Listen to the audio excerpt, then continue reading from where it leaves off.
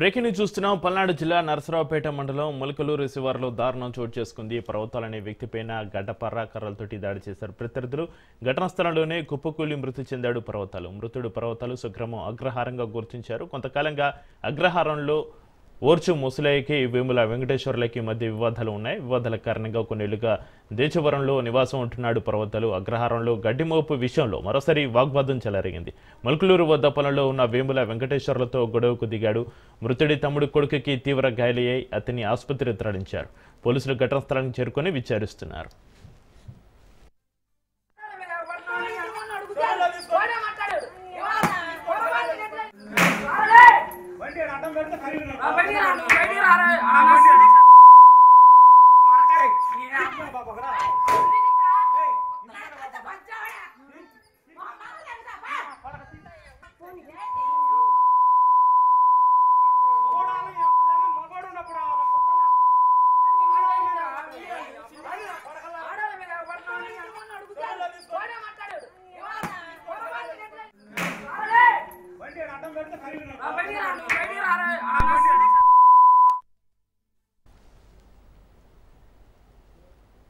పల్నాడు జిల్లా నరసరావుపేట మండలం ములకలూరు శివారులో దారుణం చోటు చేసుకుంది. పర్వతాల్ అనే వ్యక్తిపైన గడ్డపర్ర కర్రలతోటి దాడి చేశారు ప్రత్యర్థులు. ఘటనా స్థలంలోనే కుప్పకూలి మృతి చెందాడు పర్వతాల్ అనే వ్యక్తి. మృతుడు పర్వతాలు స్వగ్రామం అగ్రహారంగా గుర్తించారు. కొంతకాలంగా అగ్రహారంలో ఓర్చు ముసలేకి వేముల వెంకటేశ్వర్లకు మధ్య వివాదాలు ఉన్నాయి. వివాదాల కారణంగా కొన్నేళ్లుగా దేశవరంలో నివాసం ఉంటున్నాడు పర్వతాలు. అగ్రహారంలో గడ్డిమోపు విషయంలో మరోసారి వాగ్వాదం చెలరేగింది. మల్కులూరు వద్ద పొలంలో ఉన్న వేముల వెంకటేశ్వర్లతోటి గొడవకు దిగాడు. మృతుడి తమ్ముడి కొడుకుకి తీవ్ర గాయాలయ్యాయి. అతన్ని ఆసుపత్రికి తరలించారు. పోలీసులు ఘటనా స్థలానికి చేరుకొని విచారిస్తున్నారు.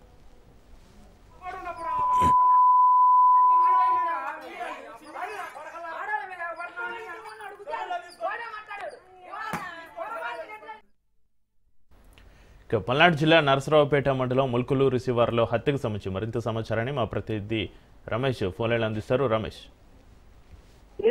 చక్రి నరసరావుపేట మండలం ములకలూరులో ఒక హత్య వెలుగు చూస్తుంది. ఏదైతే పర్వతాల్ అనే వ్యక్తి కూడా ఏదైతే మన కుటుంబ కలహాల నేపథ్యంలో కూడా ఆయన్ని హతమార్చినట్టు కూడా తెలుస్తుంది. ఏదైతే మరి నరసరావుపేట మండలకు సంబంధించి పౌడిపాడు ములకలూరు సమీపంలో ఈ హత్య చోటు చేసుకున్నటువంటి పరిస్థితి కనపడుతుంది. ఏదైతే కొంతకాలంగా ఇద్దరి మధ్య ఏదైతే మరి వెంకటేశ్వరుల మధ్య అదే విధంగా పర్వతాల మధ్య జరుగుతున్నటువంటి ఈ వివాదానికి ఈ చావుకి కారణం అంటూ కూడా స్థానికులు చెప్తున్నారు. ఏదైతే మరి ఆ స్థలం వివాదంలో ఈ గొడవ చెలరేగినటువంటి నేపథ్యంలో స్థానికంగా ఉన్నటువంటి ఇద్దరు వ్యక్తులు అటు తండ్రి కొడుకుల పైన కూడా దాడికి పాల్పడ్డారు.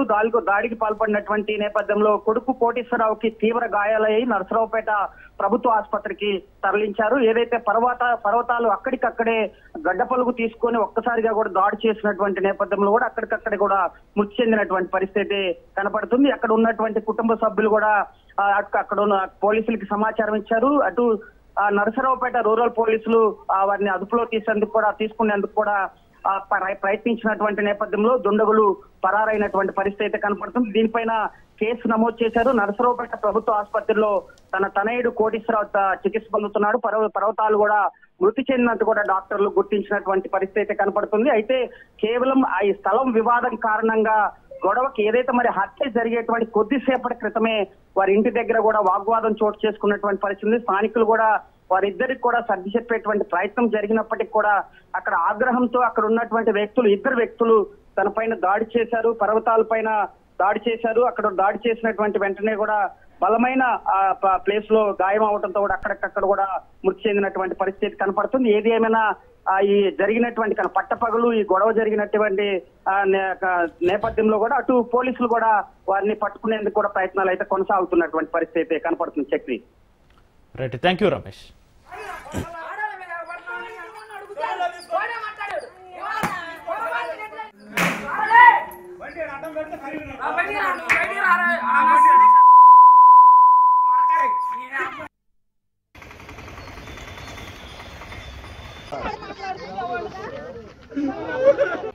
వద్దని జాగ్రత్త చెప్పండి.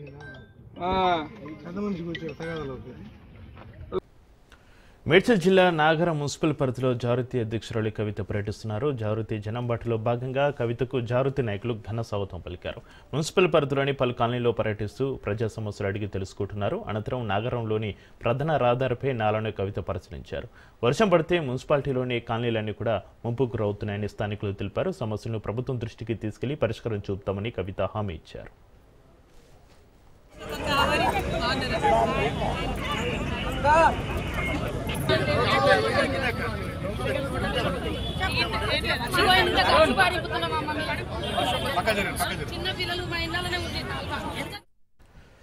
తెలంగాణ సర్పంచ్ ఎన్నికల్లో చిత్ర విచిత్రాలు చోటు చేసుకుంటున్నాయి. నల్గొండ జిల్లా మర్రిగూడ మండలం అజిలాపూర్ గ్రామ పంచాయతీ పరిధిలో 1వ వార్డులో పోటీ చేస్తున్న మెగావత్ కళ పోటీ చేస్తుంది.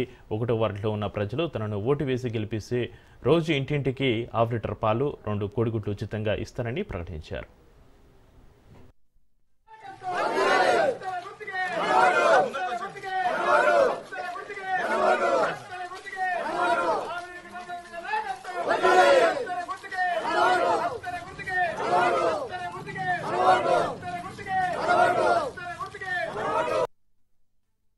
మాది అజ్జలాపురం గ్రామము, మరిగూడ మండలం, రెవెన్యూ ఎరగండ్లపల్లి, జిల్లా నల్గొండ. మేము బీఆర్ఎస్ పార్టీ నుంచి అభ్యర్థిగా సర్పంచ్ పోటీ చేస్తున్నాము. సర్పంచ్ అభ్యర్థి రామిడి రమణారెడ్డి 1వ వార్డు నుంచి మెగావత్ కళ పోటీ చేస్తున్నారు. 1వ వార్డు నుంచి ఇచ్చిన మేనిఫెస్టో ప్రతిరోజు 1వ వార్డులో ప్రతిరోజు ½ లీటర్ పాలు 2 గుడ్లు ఇస్తున్నాము. భారీ మెజారిటీతో నన్ను గెలిపించాలని చెప్పేసి నా యొక్క అభ్యర్థన.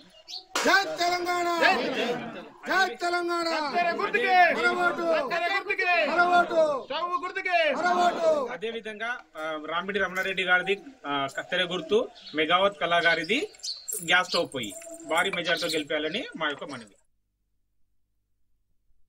మాది అజ్జలాపురం గ్రామము, మరిగూడ మండలం, రెవెన్యూ ఎరగండ్లపల్లి.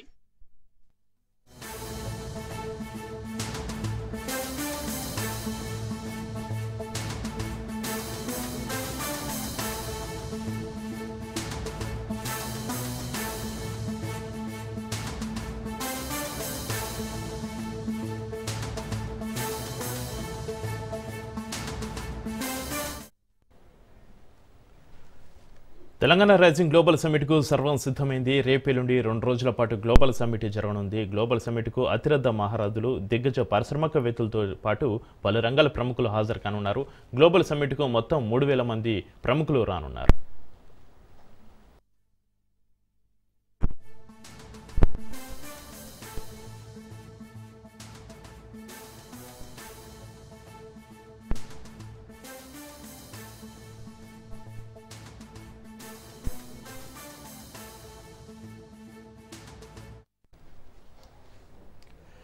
ఫ్యూచర్ సిటీలో గ్లోబల్ సమ్మిట్ ఏర్పాట్లను మంత్రి పొంగులేటి శ్రీనివాసరెడ్డి పరిశీలించారు. డిజిటల్ టన్నెల్, సెషన్ హాళ్లను పరిశీలించారు. ఎవరికి ఎలాంటి ఇబ్బంది కలగకుండా అన్ని ఏర్పాట్లు త్వరగా పూర్తి చేయాలని అధికారులకు మంత్రి సూచించారు. అనంతరం వాటితరం ఆర్టీసీ బస్సు అయినటువంటి అల్బెన్ నుంచి ఎలక్ట్రికల్ బస్సు వరకు ఆర్టీసీ అభివృద్ధిని ప్రదర్శనగా ఉంచిన బస్సులను ఆసక్తిగా తిలకించారు.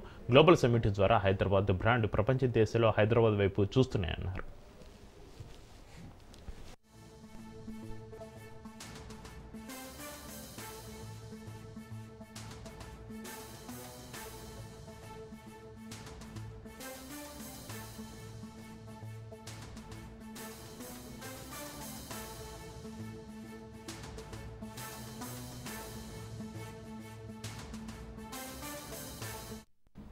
Welcome back.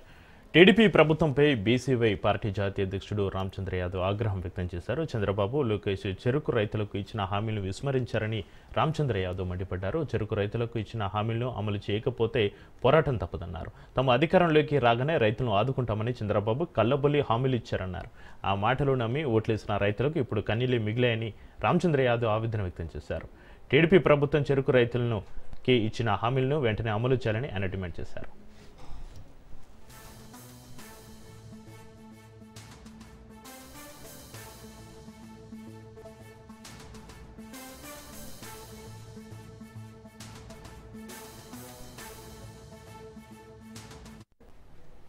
విపిఆర్ ఫౌండేషన్ ఆధ్వర్యంలో నెల్లూరు జిల్లాలోని సిటీ నియోజకవర్గ దివ్యాంగులకు మంత్రి నారాయణ ఎలక్ట్రికల్ ట్రైసైకిల్ పంపిణీ చేశారు. విపిఆర్ కన్వెన్షన్ సెంటర్లో నారాయణ జ్యోతి ప్రజ్వలన చేసి కార్యక్రమాన్ని ప్రారంభించారు. ఈ కార్యక్రమంలో మంత్రి నారాయణకు ఎంపీ వేమిరెడ్డి ప్రభాకర్ రెడ్డి సాదర స్వాగతం పలికారు. 84 మంది దివ్యాంగులకు ట్రైసైకిల్ అందజేశారు. అనంతరం మేము సంపాదన కోసం రాలేదని ప్రజలకు సేవ చేయాలన్న ఉద్దేశంతో రాజకీయాల్లోకి వచ్చామని మంత్రి నారాయణ అన్నారు.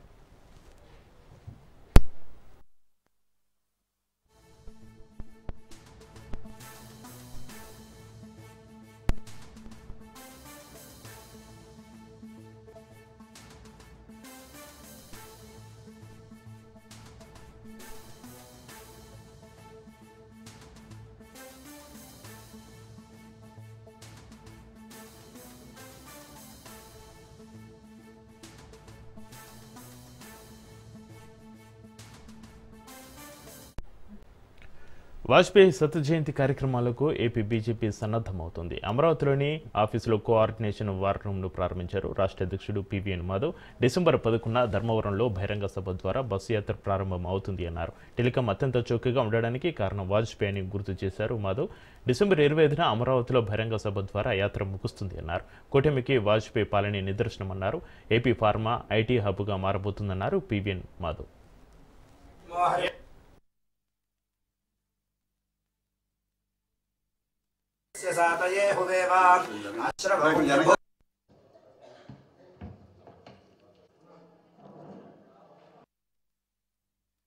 ప్రజల యొక్క విశ్వాసాన్ని నమ్మకాన్ని చూరుకొని అత్యధిక మెజార్టీతో ఇవాళ పరిపాలన కొనసాగుతుంది. ఈ యొక్క పరిపాలన సుమారు 19 నెలలు పూర్తయింది. ఈ యొక్క పరిపాలన సంబంధించి అనేక అంశాలు ఆ ఆశయాలన్నీ పూర్తి చేసుకుంటూ సూపర్ 6తో పాటు అనేక ఇతర అంశాలు, ముఖ్యంగా రాష్ట్రంలో ఒక సంవత్సరంలో 10 లక్షల కోట్ల రూపాయలు పెట్టుబడుల రూపంలో రావటం ఏదైతుందో నిజంగానే అద్భుతం. ఆ విధంగా అటు ఉత్తరాంధ్ర సంబంధించి ఏదైతే గూగుల్ రావటమో, దాంతోపాటు గ్రీన్ హైడ్రోజన్ రావటము, అలాగే ఆర్సెనల్ మెటల్ రావటము, అలాగే బల్క్ డ్రగ్ ఫ్యాక్టరీ రావటం, ఇవన్నీ కూడా ఆ ప్రాంతానికి మరింత ముందుకు తీసుకెళ్ళడానికి దోహదపడతాయి. ఐటీ హబ్గా ఆంధ్రప్రదేశ్ ఉత్తరాంధ్ర ప్రాంతం అంతా కూడా మారే విధంగా, అలాగే ఫార్మా సంబంధించిన హబ్గా కూడా మారే విధంగా ఒక పెద్ద ఎత్తున జరుగుతుంది. అలాగే డేటా సెంటర్స్, అనేక డేటా సెంటర్స్ కూడా ఇవాళ రాబోతున్నాయి. గూగుల్తో పాటు సిఫీ, మిగతా అనేక రకాల కంపెనీలు కూడా పెద్ద ఎత్తున రాబోతున్నాయి. మొన్న జరిగిన సిఐఏ పార్ట్నర్షిప్ సమ్మిట్లో కూడా సుమారు 8 లక్షల కోట్ల రూపాయల పెట్టుబడులకు సంబంధించిన ఒప్పందాలు జరగడం జరిగింది. ఆ విధంగా రాష్ట్రం పురోగతి చెందటం, అలాగే దేశంలోనే నెంబర్ 1 స్టేట్గా అవ్వడానికి కావాల్సిన అన్ని ప్రయత్నాలు కూడా కేంద్ర రాష్ట్ర ప్రభుత్వాలు చేస్తున్నాయి. అలాగే మధ్య ఆంధ్ర కోస్టల్ ఏరియాలో అంతా కూడా కొంచెం ఈ ఎలక్ట్రానిక్స్ అండ్ మ్యానుఫ్యాక్చరింగ్ సంబంధించిన క్లస్టర్గా డెవలప్ చేసే విధంగా ఇక్కడ SEZs, అలాగే పోర్ట్ బేస్డ్ డెవలప్మెంట్ ఏదైతుందో పెద్ద ఎత్తున చేసే విధంగా రామాయపట్నం కానీ, కృష్ణపట్నం కానీ, అలాగే మూలపేట కానీ, ఈ యొక్క పోర్టులు, అలాగే మధ్యలో మచిలీపట్నం పోర్ట్, ఇవన్నిటి కారణంగా ఈ ప్రాంతం కూడా అభివృద్ధి చెందడం.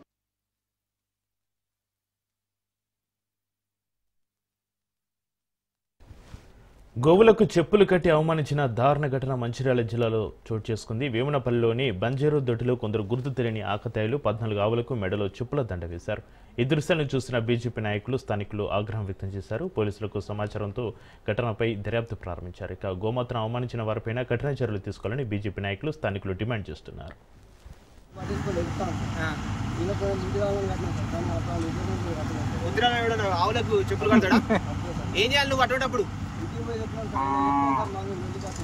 చెప్పినప్పుడు వాళ్ళు ఇంట్లో అప్పుడు నువ్వేం చేయాలి? పోలీస్ స్టేషన్ లేదా? అక్కడ స్టేషన్ ఉందా లేదా? స్టేషన్ రావాలని తెలియదా? ఎంత దూరం ఉంది స్టేషన్ నీకు? మరి 5 కిలోమీటర్ రావడానికి ఏమైంది నీకు? ఎవడన్నా ఆవులకి ఎవడన్నా చెప్పులు కడతాడా? గుర్తుందా?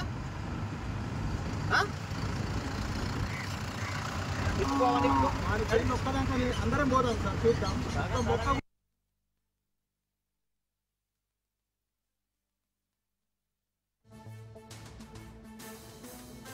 వేమనపల్లి మండల కేంద్రంలో ఉన్నటువంటి బంజర్ తోటి ఇది. ఇక్కడ ఉన్న ప్రతి ఒక్క ఆవు మెడలో ఎవరో కావాల్సుకొని మీరు చూసినట్టయితే కనబడుతుంది అగో చెప్పులు కట్టిన పరిస్థితి. ఈ విధంగా అవమానపరిచి, గోమాతని అవమానపరిచి హిందూ సాంప్రదాయాల్లో అత్యంత గౌరవప్రదంగా నడుచుకునేటువంటి ఒక ఆవు మెడలో చెప్పులు కట్టి ఈ దొంగలు ఎవరైతే అవమానపరిచిందో వాళ్ళకి ఖచ్చితంగా శిక్షించాలి. గ్రామ పంచాయతీ దృష్టికి దీన్ని తీసుకుపోతాం, బీజేపీ దృష్టికి దీన్ని తీసుకుపోతాం. దీన్ని తీవ్రంగా ఖండిస్తూ ఉన్నాం.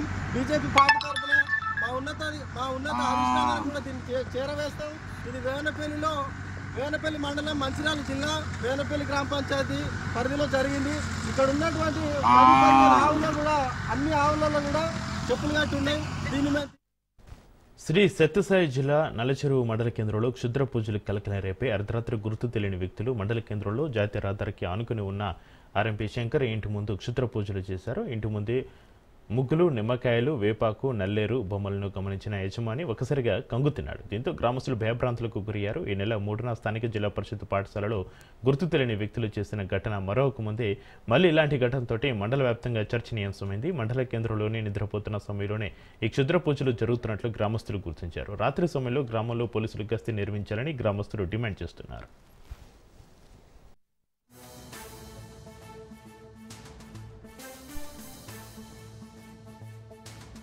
ప్రతిరోజు అక్షంతలు, నిమ్మకాయలు, బండారు ప్రతిరోజు ఎత్తుక చేస్తానని చర్య తీసుకుంటారు. ఎవరు పట్టించుకోవడం లేదు. ఎన్ని రోజులు చూసినా కూడా వీళ్ళకి వచ్చినది ఏమి అనుకుంటారని కాబట్టి భయపడి మేము చెప్పింది. ఒక రోజు 2 రోజులు ఊరు చేసినా కూడా ఈరోజు పబ్లిక్గా 10 మంది చేసినట్లుగా ప్రతి ఒక్కరూ వచ్చేసి వేసేసిపోతున్నారు సార్. ఎవరు చర్య చేసుకుని పోలీసులకి, మీడియాలకు చేస్తా ఉన్నాం సార్. మేము ప్రతిరోజు అక్షంతలు, నిమ్మకాయలు, బండారు ప్రతిరోజు ఎత్తుక చేస్తానని చర్య తీసుకుంటారు. ఎవరు పట్టించుకోవడం లేదు. ఎన్ని రోజులు తిరుపతిలోని జాతీయ సంస్కృత విశ్వవిద్యాలయంలో కీచక పర్వం భయాందోళన కలిగిస్తుంది. సరస్వతి నిలయంగా ఉండాల్సిన విద్యాలయం కొంతమంది కీచకుల వల్ల అసాంఘిక శక్తులకు ఆవాసంగా నిలుస్తుంది. విద్యాబుద్ధులు నేర్పాల్సిన అధ్యాపకులే ఓ విద్యార్థిని పట్ల లైంగిక దాడికి, లైంగిక వేధింపులకు పాల్పడడం సభ్య సమాజం తలదించుకునేలా చేస్తుంది.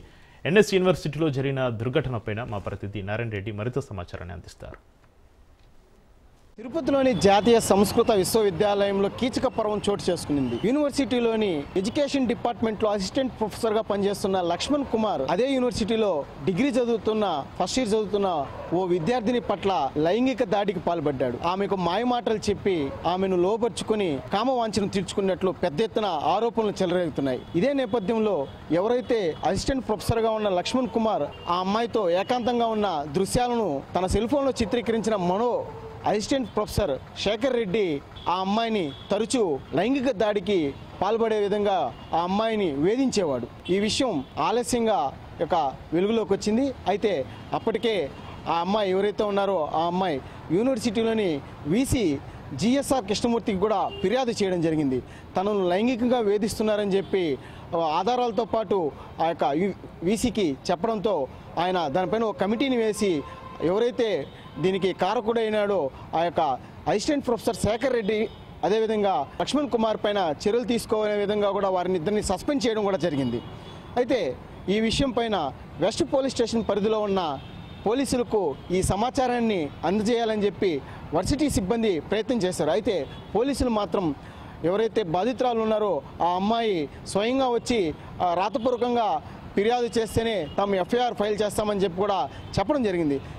దీంతో అంటే ఎవరైతే ఆ అమ్మాయి ఉన్నారో ఆ అమ్మాయి ఒరిస్సా రాష్ట్రానికి సంబంధించిన విద్యార్థిని కావడంతో వారి తల్లిదండ్రులు పేద కుటుంబానికి సంబంధించిన వారు కావడంతో ఇలాంటి గొడవలు వద్దని చెప్పి వారు ఆ అమ్మాయిని టీసీ తీసుకొని ఇక్కడ నుంచి ఒరిస్సా రాష్ట్రానికి కూడా వెళ్ళిపోవడం జరిగింది. అయితే ఆలస్యంగా వెలుగులోకి వచ్చిన ఈ విషయం పైన విద్యార్థి సంఘాలు పెద్ద ఎత్తున ఆందోళన దిగిన పరిస్థితి కనిపిస్తుంది. అంటే ఎవరైతే యూనివర్సిటీలో పనిచేస్తున్న అసిస్టెంట్ ప్రొఫెసర్గా ఉన్నారో ఎవరైతే ఈ యొక్క లక్ష్మణ్ కుమార్ పైన కూడా అంటే తాత్కాలిక చర్యలు కాకుండా శాశ్వతంగా అతని పైన సస్పెండ్ వేసి అతను ఉద్యోగం నుంచి తొలగించాలని చెప్పి అదేవిధంగా శేఖర్ రెడ్డిని కూడా తొలగించాలని చెప్పి కూడా విద్యార్థులు ఆందోళన దిగిన పరిస్థితి కనిపిస్తుంది.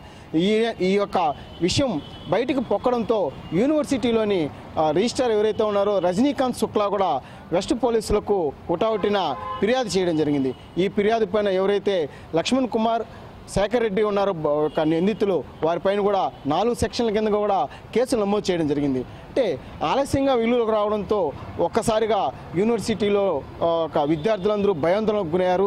అసలు గతంలో కూడా ఇలాంటి సంఘటన అంటే విద్యార్థులు గాంజాయిని సేవించినట్లుగా కూడా పెద్ద ఎత్తున ఆరోపణలు చెలరేగాయి.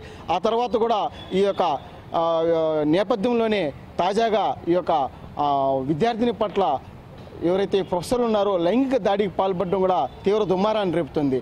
మరోవైపు యూనివర్సిటీని కూడా ఎవరిని అనుమతించకుండా పూర్తిగా అక్కడ పోలీసులను బందోబస్తును ఏర్పాటు చేశారు. అలాగే ఎవరైతే యూనివర్సిటీకి సంబంధించి సిబ్బంది ఉన్నారో సెక్యూరిటీ విభాగం వాళ్ళు కూడా పూర్తిగా ఆ యొక్క యూనివర్సిటీలోకి ఎవరిని అనుమతించకుండా కూడా కట్టుదిట్టమైన చర్యలు కూడా చేపట్టిన పరిస్థితి కనిపిస్తుంది. అంటే ఈ విషయానికి సంబంధించి ఇప్పటికే ఆ యొక్క ఎవరైతే బాధితురాలు ఉన్నారో ఆ బాధితురాలను కూడా తిరుపతికి రప్పించి అంటే 2-3 రోజులు ఆ అమ్మాయిని ఇక్కడికి పిలిపించి ఆ అమ్మాయి వాంగ్మూలం కూడా ఏం జరిగింది ఏం తెలుసుకునే విధంగా కూడా చర్యలు చేపట్టే దిశగా కూడా పోలీసులు ప్రయత్నాలు సాగిస్తున్నారు. మరోవైపు ఎవరైతే ఈ నిందితులు ఉన్నారో లక్ష్మణ్ కుమార్ శేఖర్ రెడ్డి వారికి సంబంధించిన సెల్ ఫోన్లు కూడా వారు స్వాధీనపరుచుకొని ఆ సెల్ ఫోన్లు కూడా ల్యాబ్కు పంపించడం జరిగింది.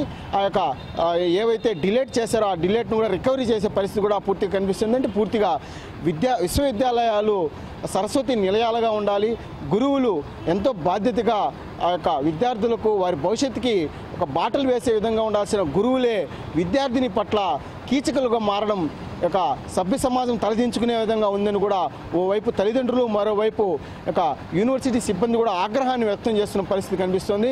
అంటే గురు బ్రహ్మ గురు విష్ణు గురుదేవో మహేశ్వర గురు సాక్షాత్ పరబ్రహ్మ తస్మై శ్రీ గురవే నమః అంటారు. అంటే సమాజంలో గురువులకు దేవుని కన్నా అత్యంత కీలకమైన వాళ్ళకి ప్రాధాన్యత కల్పిస్తాం. అలాంటి గురువులు విద్యార్థుల పట్ల ఇలాంటి లైంగిక దాడులకి పాడడం అసాంఘిక కార్యకలాపాలకు పాల్పడడం హేయమైన చర్యగా అందరూ భావిస్తున్నారు. అంటే ఎవరైతే ఈ యొక్క దుర్ఘటనకు కారకులైనారో ఆ అమ్మాయిని ఎవరైతే లైంగికంగా వేధించారో లక్ష్మణ్ కుమార్ శేఖర్ రెడ్డి పైన కూడా చట్టపరమైన చర్యలు తీసుకోవాలని కూడా పెద్ద ఎత్తున డిమాండ్ వినిపిస్తున్న పరిస్థితి కనిపిస్తుంది. కెమెరామెన్ రమణతో నారాయణ రాజు.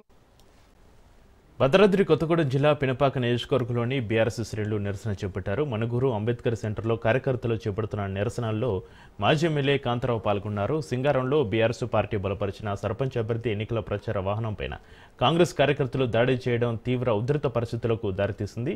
ఎన్నికల నిబంధనలను ఉల్లంఘిస్తూ ప్రజాస్వామ్యబద్ధంగా జరగాల్సిన ఎన్నికలను కాంగ్రెస్ పార్టీ గుండాలు అడ్డుకుంటున్నారని రేఖా కాంతారావు ఆరోపించారు. ప్రజలు బీఆర్ఎస్ పార్టీ వైపునే ఉన్నారని తెలిపారు. బీఆర్ఎస్ సర్పంచ్ అభ్యర్థులకు వస్తున్న ఆదరణను చూసి ప్రత్యర్థులు ఓర్వలేక ఇటువంటి దాడులకు పాల్పడుతున్నారని రేఖా కాంతారావు ఆరోపించారు. ఈ ఘటనపై వెంటనే చట్టపరమైన చర్యలు తీసుకోవాలని ఎన్నికల అధికారులను పోలీసు శాఖను డిమాండ్ చేశారు.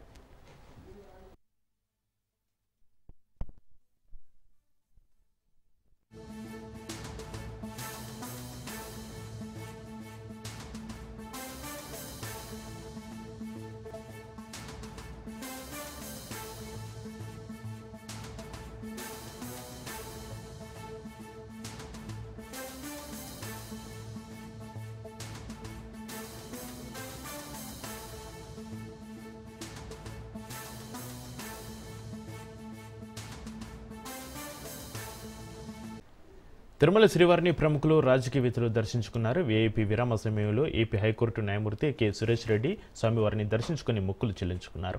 అదే సమయంలో మాజీ మంత్రి Perni Nani, MLC Alapati Rajendra Prasad, Telangana MLA Gangula Kamalakar, APSRTC managing director CH Dwaraka Tirumalarao దర్శించుకున్నారు. దర్శనం అనంతరం ఆలయ అధికారులు తీర్థ ప్రసాదాలు అందజేసి సత్కరించారు.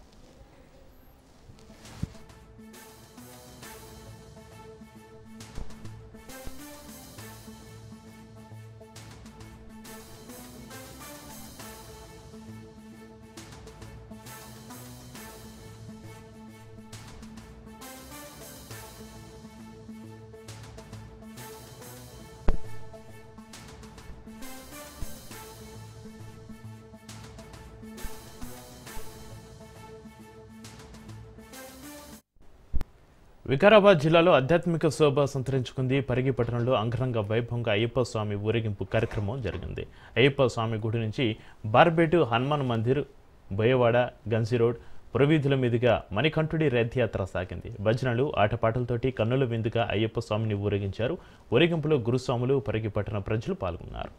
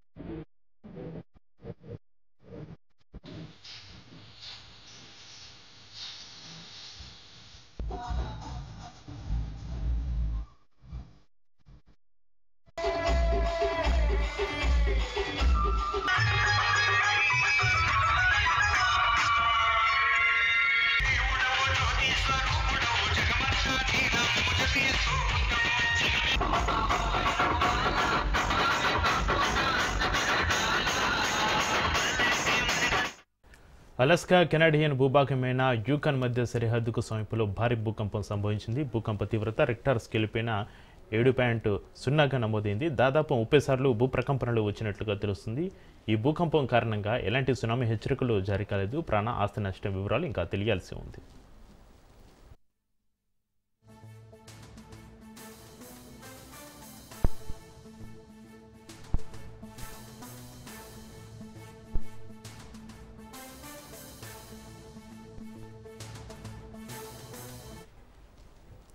అలస్కా కెనడియన్ భూభాగమైన యూకాన్ మధ్య సరిహద్దుకు సమీపంలో భారీ భూకంపం సంభవించింది. భూకంప తీవ్రత రిక్టర్ స్కేల్ పైన 7.0గా నమోదైంది. దాదాపు 30 సార్లు భూప్రకంపనలు వచ్చినట్లుగా తెలుస్తుంది. ఈ భూకంపం కారణంగా ఎలాంటి సునామీ హెచ్చరికలు జారీ కాలేదు. ప్రాణ ఆస్తి నష్టం వివరాలు ఇంకా తెలియాల్సి ఉంది.